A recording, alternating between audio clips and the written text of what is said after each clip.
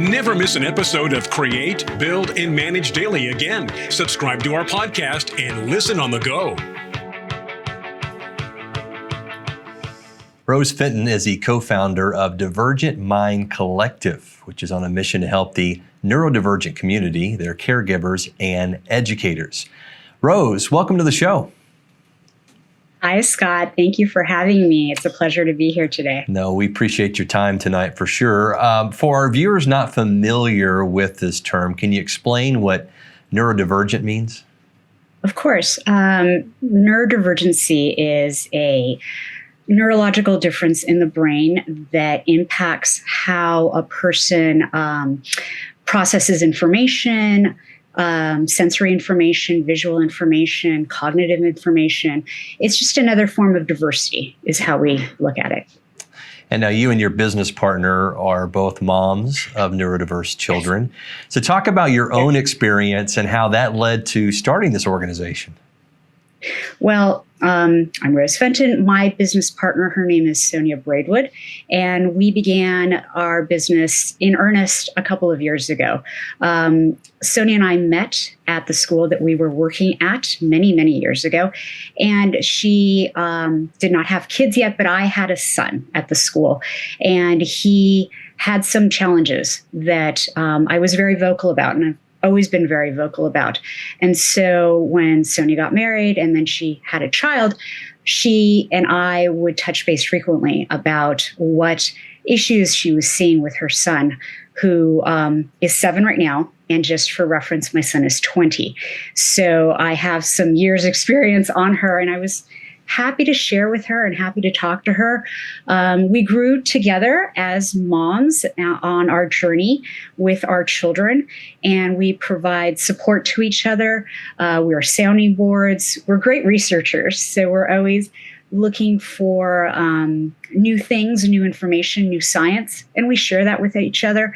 And then a couple of years ago, we were like, we can really do this full time, and maybe this is something that we need to disseminate to the rest of the world, because it's a lot of work that we've done thus far, and it's important work. So we're happy to share with the world, and that's how we started. And in the past 2 years, we've really spent a lot of time developing our niche, figuring out who we want to serve and how we want to serve them. Well, I like that's part of your backstory, because you understand what other parents are going through, having walked in their shoes before, and I think it makes you more compassionate. So talk about how you approach your training sessions when you're training somebody on how to teach. What's your approach on that? So we serve parents, we serve individuals, and we serve school communities. And we have developed a professional development model that extends far beyond the actual day that we do the professional development, because we believe that school communities need support in implementing what we bring to them. And having been teachers, we understand that it's a lot of information that first day that you get it. And what you really need is someone to come back later when you're trying to put these strategies into place in the classroom, and they're not exactly working out as you had envisioned. So we provide hours, additional hours with our service to come back, whether it's to observe, whether it's to have sessions in lesson planning with teachers, whether it's just to be a sounding board for comments and I need resources, I need this, I need that. We believe teachers have a lot on their plates already. And so these additional hours are opportunities for us to custom tailor the experience for them. What do you need and how can I help you? So we believe that that's an important component of the services that we provide. I want to put your website up for those who are watching this tonight on BizTV. It's divergentmindcollective.com. Again, divergentmindcollective.com. And I think, Rose, that support is probably the biggest asset you offer. It's not just educating, but coming alongside, because I think in reality, every student is different, and sometimes it's case-by-case basis, right? Exactly. Every student is different. And just to give you a statistic, 20% of the population is neurodivergent. So chances are you have somebody in your classroom, you have somebody in your family, you have somebody that you work with. So it's not a small number of people. And it is something that we want to stress, that we should all be more empathetic about the humans that we're coexisting with on this planet and get to know them and what their strengths are. We look at everything through a strengths-based lens, and we bring a very positive attitude to what we do.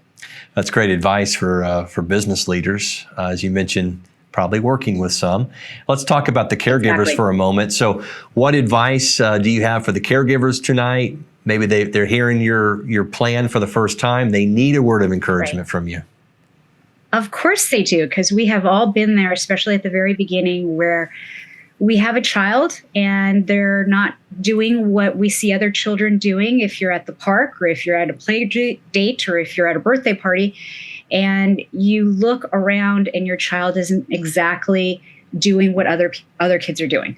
So where should you begin? We guide them through that process. We provide them the resources and the support that they need to figure out what the next steps are.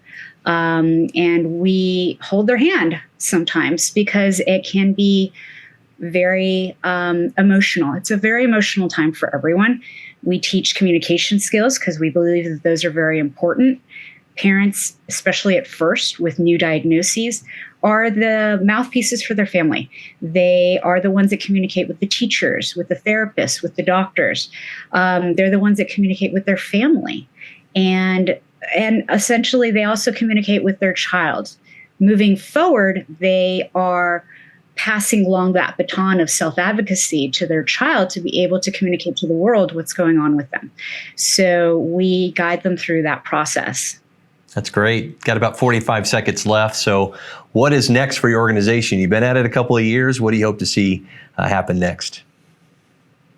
Well, we are part of a greater movement, and that movement is slowly gaining speed. We want more people to not just be aware of the neurodivergent individuals in our life, but we want acceptance and understanding for them. And we want to build them up so that they can go out into the world and be proud of who they are, be able to self-advocate, not just in schools, but in the workplace. And we want individuals that are out there in the workplace to, if they're comfortable, disclosing, because having a visual presence, having representation is so important. So for our youngsters that are heading into the workplace, they will have someone there to mentor them. Rose, great information. I appreciate your time. Again, that website, divergentmindcollective.com.